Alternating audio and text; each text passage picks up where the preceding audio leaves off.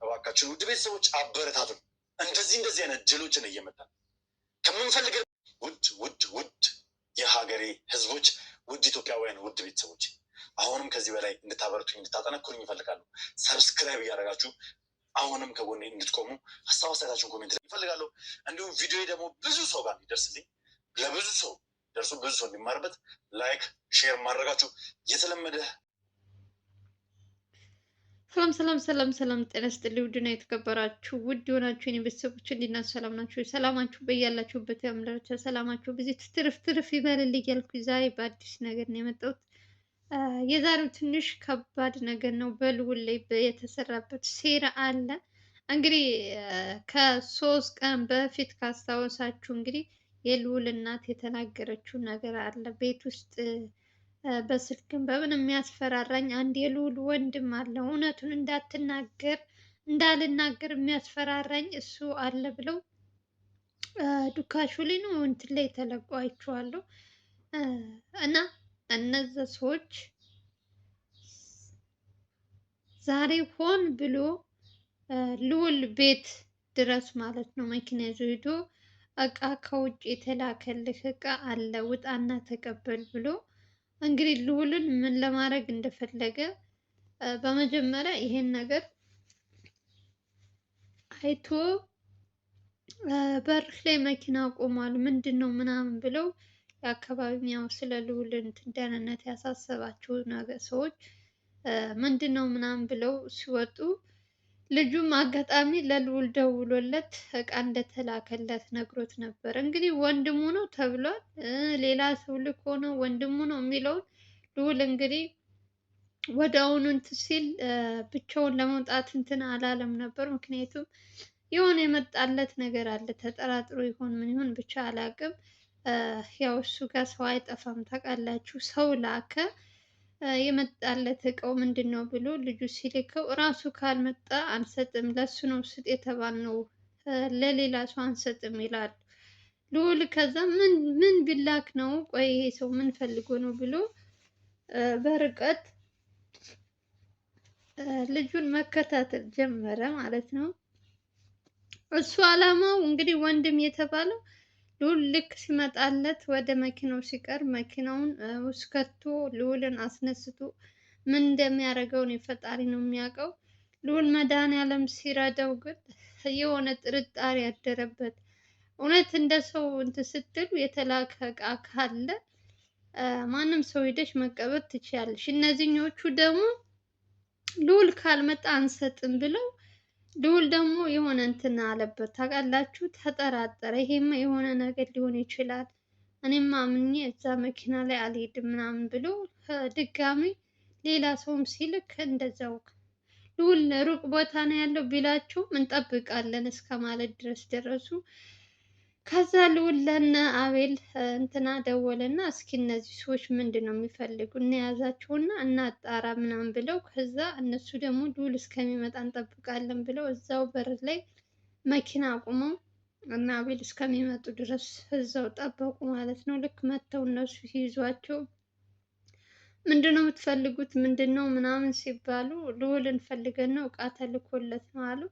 አቤል ምንድን ነው እቃውን መቀበል ይችላል የእሱ ወንድም ነኝ ሲል አይ ለእሱ ስጥ ነው የተባልነው። አሁንም እነዚህ ሰዎች አላማቸው አንድና አንድ ልዑልን አፍነው ለመውሰድ ነበረ። ከዛ በጣም እንትን ግርግር ምናምን እንትን ተፈጠረ እና አቤልም የሆነው እንትን አስበው ነው እንጂ እቃ ቢላክማ ለምን ለእኛ አትሰጡንም? ለምንድን ነው ልዑል እዚህ ቦታ ላይ እንዲመጣ የፈለግከው ብሎ አፋጠጠው ማለት ነው ልጁን። በስከ መጨረሻ እንግዲህ አቤል ልዑልም ወጣ። ልዑል መጣ እና አቤል ስላሉ ብዙም ሰው ስላለ እስኪ ምን እንደሚያደርግ ብሎ ሲሄድ ልዑል እቃው ምንድን ነው ሲባል ረስተነው ቤት መጣን ማለት ነው። ወይኔ ጉድ! እቃው ልዑል መጥቶ የታለቀው ለእኔ የተላከው እቃ ሲል ይቅርታ ቤት ውስጥ ረስተነው እቃው መጥተናል ሌላ ቀን ላቀብልህ ወይ ሲል እነዚህ ሰዎችማ የሆነ ወጥመድ ነው አሉና የትም ሳያመልጡ ሁለት ሶስት ነበሩ። እፍስ አድርገው ይዘው ሲያስለፈልፏቸው የኔ እንደው ምንም የእውነት ቀኑ ሲያልፍማ ልሳቅ። ምን ላድርግ ታዲያ? በምን አይነት ብልህ እንደሆኑ ግን አይገርማችሁም? እቃው የታል ሲባል የተመጣለት እንትን የታል ሲባል ቤት ውስጥ ረስተ ነው መጣል ሌላ ቀን ላቀብልህ ብሎ ለመሄድ ምናምን አረር። ምክንያቱም አልተመቻቸለትም ልዑልን ለመውሰድ ልዑልን ለማፈን አልተመቸለትም። እና ቤልም እዛ ምን ሌላዎችም በቃ ብቻ ሰው በዛበት ያለው አጋጣሚ። ልዑልም ሲመጣ እቃው ረሳሁት ሌላ ቀን ልስጥህ ማለት ነበር። ከዛ እነሱም ተጠራጠሩና ይሄ ነገር ወጥመድ ይሆናል ብለው ይዘው ልጆቹ ሲያስለፈልፏቸው ተገርፈው ማለት ነው። ማን እንደላካቸው ሲናገር የልዑል እናት ከ3 ቀን በፊት የተናገረችው ስለ እዚህ ሀብታም በጣም ባለሀብት ወንድም አለው ሲባል የነበረው የልዑል ወንድም እንደላካቸው እሱን ከወንድም ጋር ልናገናኝህ ፈልገን ነው አምጡትን ያለውበት ቦታ ብሎ ልኮንን ነው ምናምን አሉ።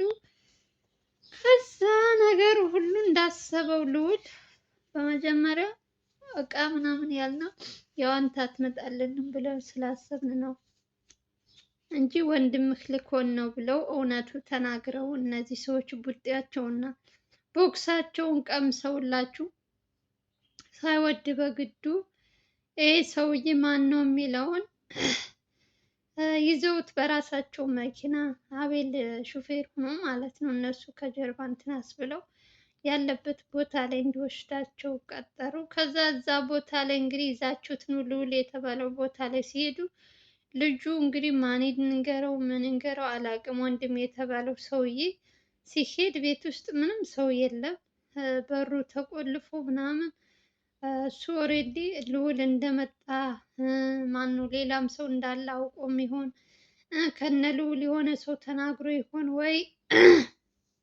ከጀርባ የሚፈትሽ ወይም የሚከታተል ሰው አለ ብቻ አላቅም። አለ የተባለበት ልጁን ወንድም የተባለውን ሰው ለመያዝ ሲሄዱ ግን ቤቱን ዘግቶ የለም ነበር፣ ቤት ውስጥ ምንም ሰው አልነበረም። እንግዲህ ሁሉም ነገር እቅድ ነበር። ልዑልን አፍነው ለመውሰድ ነበር እነዚህ ሰዎች ልዑል ቤት ድረስ እቃ ተልኮላል በሚል ስበብ ልጁን ሌላ እንትን ውስጥ አስገብተውት ነበረ። እናቱ ደግሞ በፊት ስለዚህ ልጅ በተደጋጋሚ እያወራች ነበር። ውጭ ሀገር እንደዚህ ያስመጣል ምናምን እያለች ነበር እና ስለ አባቱ መጥፎ ነገር ስለ አባቱ ምንም ነገር ሚዲያ ላይ እንዲወራበት የአባቱ ስም እንዲጠራበት አይፈልግም። ነገሩን ሁሉ ተውት እባክህ ተወው እያለች አማላጅ እየላከች ነበር የልዑል እናት ነገሩ እንዲቆምላት።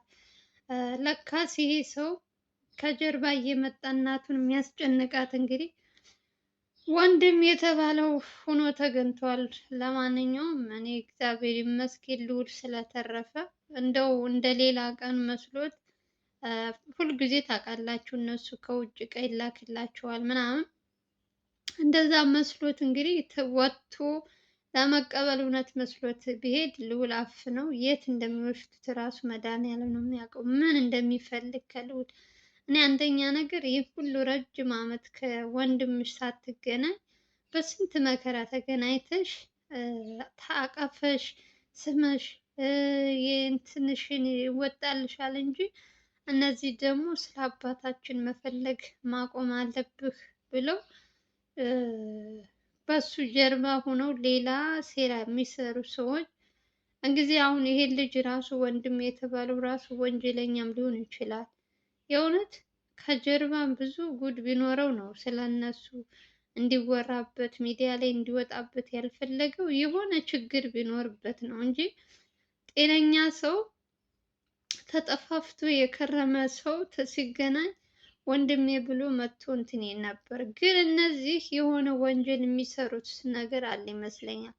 አሁን ወንድም የተባለውንም ይሄ ከውጭ እቃ ያስመጣ ምናምን የተባለው እሱ ራሱ በደንብ ትኩረት አድርጎ እዛ ላይ ምን እንደሚያስመጣ ምን እንደሚያስገባ ምናምን በደንብ ልዑል ሰው ቀጥሮ እዛ አካባቢ በደንብ ቢያሳልለው ይህ ሰው የሆነ ወንጀለኛ ይመስለኛል። ከህግ ለማምለጥ ይመስለኛል እንደዚህ እየተደባበቀ ሰውን በድብቅ እየሄደ እናቱንም በድብቅ እየሄደ እያስፈራራ እና ከባድ ነው።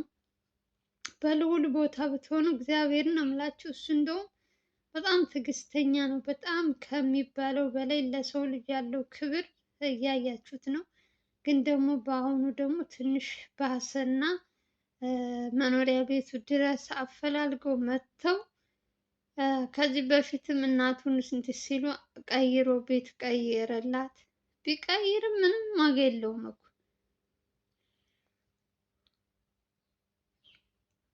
ቀየረም አልቀየረም ልዑል ምንም ዋጋ የለውም። ሰዎቹ እንትን ማለታቸው አይቀርም፣ ማወቃቸው አይቀርም። ስራቸው ሰውን መሰለል፣ ሰውን ሲወጣ ሲገባ እንትን ማለት ስለሆነ ለእነሱ በጣም ቀላል ነው። እነሱ ብቻ ይደክማሉ እነ ልዑል እንጂ ብቻ እግዚአብሔር ነው ያወጣው ዛሬ ልዑልን። እኔ ምን እንደሚፈልግ ይሄ ወንድም የተባለው ሰው አላውቅም። ወንድሙን አፍኖ ሊያስቀምጠው ነው ቤት ውስጥ ወይስ ምን ፈልጎ ነው? እጅ እግሩን አስሮ ሊያስቀምጠው ነው? እንዴት አይነት ጭንቅላት ቢኖረው ነው? በእናታችሁ ሰው በገዛ በአባቱ ልጅ ይህን ያክል አረመኔ! ኧረ በመድኃኒዓለም ስንት ጉድ አየንን። እኔ በዚች ትንሽ ቀን በየቤቱ ስንት ጉድ እንዳለ የእውነት ማየት ትችላላችሁ። በጣም እጅግ በጣም አሳፋሪ፣ እጅግ በጣም ነውር የሌለው ነውር የማያውቁ ሰብአዊነት የማይሰማቸው ገንዘብ ብቻ የሚያሳድዱ ሰዎች ግን አያናድዷችሁም? ስለ ገንዘብ ቀንና ሌሊት የሚያወሩ ስለ ገንዘብ፣ ሌላ ስራ የሌላቸው። ይሄ ሰው ዛሬ ሰው የላከው ወንድም የተባለው ሰውዬ የእውነት የወንድሙ ነገር ቢያሳስበው አፍኖ ወስዶ ሌላ ቦታ ለማናገር ምንም ለማለት ሳይሞክር በፊት ወንድሜ ብሎ ቀርቦ ችግሩን በደንብ ቢያዋራው ስለ አባታቸውም ሁለታቸው ተመካክረው ሚዲያ ላይ መውጣትም ከሌለበት ያለ መውጣት እንጂ በዚህ ልክ እንደ ምንድን ነው ሰው መሬት ለመሬት እየሄዱ ሰውን እየጎዱ እነሱ ግን የመሰላቸውን ነገር እየተናገሩ ሰውን በየጊዜው ማሰቃየት እኔ አላቅም። የእውነት ምን አይነት ዘመን ላይ እንደደረስን አላቅም። ቢያንስ በወንድምሽ ላይ ይሄን ያክል ዘመቻ መፍጠር እኔ እየፈራሁለት ደግሞ እኮ ሰሞኑን ደግሞ ይሄ ማን ነው የተባለው ሰውዬ ብዙም እንትን አላሉኝም። የሚያወሩት ነገር ትንሽ የሚያወዛግብ ነገር አለ። ተፈራ ነው ታፈሰ የሚባል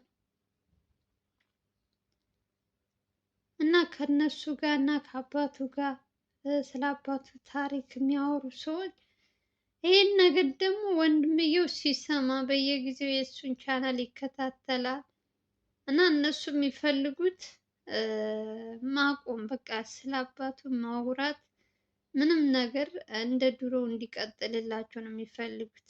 ልዑል ደግሞ እልህ ያዘው።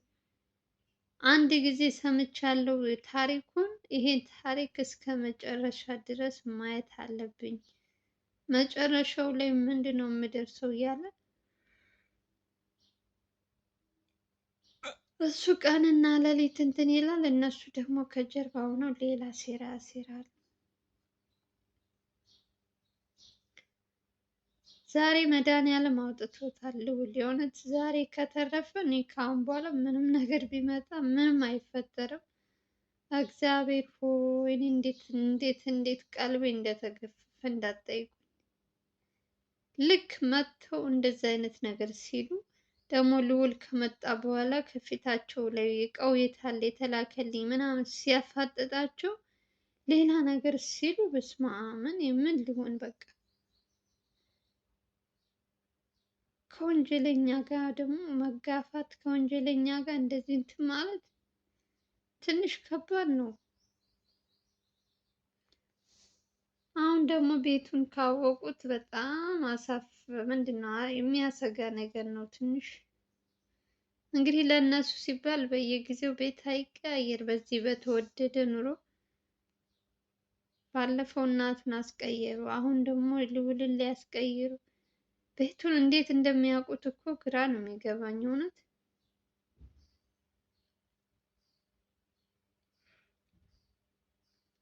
ከቤቱ እስከ መስሪያ ቤት ድረስ ያውቁታል፣ ቢሮውንም ያውቁታል።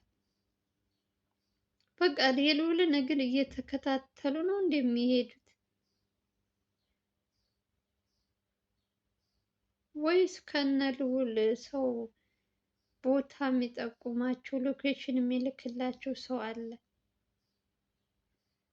አልገባኝም የእውነት እንዴት ሊያውቁ ቻለ የልዑልን ቤት? አምላክ ሆይ ትዕግስት ስጠኝ።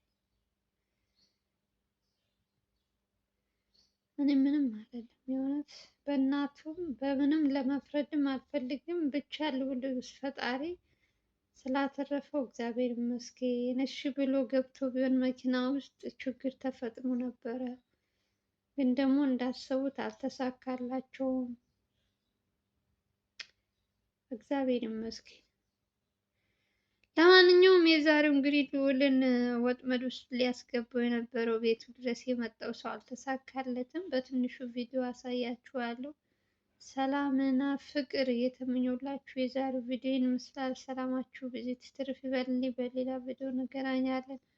ሀገራችን ኢትዮጵያን ሰላም ፍቅር ያምጣልን። እኔንም ለምታበረታቱኝ የእህት ወንድሞቼ ከልብ ነው ማመሰግን። አሁንም ስትጀምሩ ቪዲዮ ላይክ፣ ሼር እያደረጋችሁ አዲስ ከሆናችሁ ደግሞ ሰብስክራይብ እያደረጋችሁ በተረፈ ከልብ ነው ማመሰግናችሁ። ሰላማችሁ ብዙ ትርፍ ይበል ባላችሁበት። ባይ ባይ።